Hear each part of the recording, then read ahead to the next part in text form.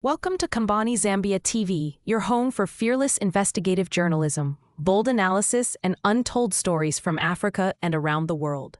If you're new here, hit that subscribe button, tap the like, and share this video to spread the truth far and wide. We dig deeper, ask the hard questions, and uncover what others won't. This is more than news.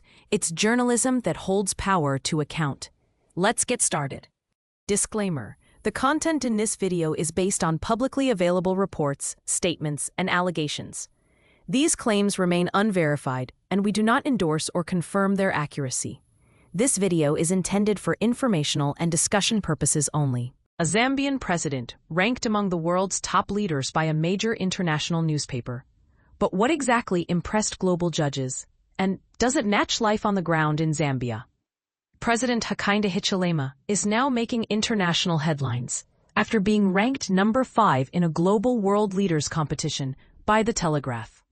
But behind the praise, there are serious questions. Is Zambia really turning a corner? Who benefits from debt restructuring, and why is the public mood still divided? Today, we investigate. According to the Telegraph interview, Zambia is a landlocked southern African country. Population about 22 million. President Hichilema has been in office for 4 years. The judges shortlisted him for debt restructuring, economic reforms, anti-corruption efforts, restoring confidence in a country that had defaulted on its debt in 2020. Zambia became the first African country to default during COVID-19, a move that shook global markets. In his own words, President Hichilema described Zambia's debt as a python wrapped around our necks. At the time he took office, GDP growth was negative 2.8%. The country was unable to meet basic obligations. Interest repayments were consuming public finances. Debt restructuring became the centerpiece of his presidency. This wasn't just accounting, it was survival. The Telegraph interview highlights a wider context. Africa is facing its worst debt squeeze in decades.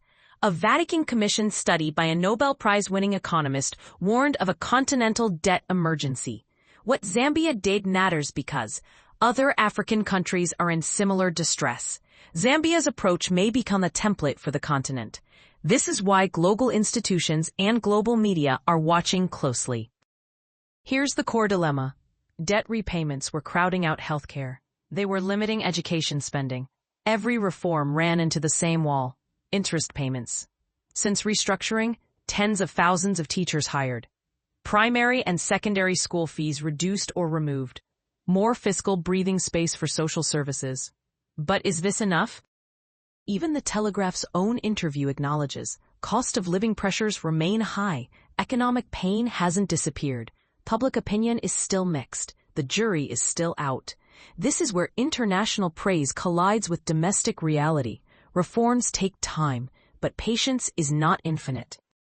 President Hichilema's global recognition is not accidental. Zambia avoided collapse.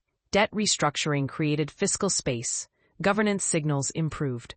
But the key question remains, can macroeconomic success translate into everyday relief for ordinary Zambians? That answer will define his legacy.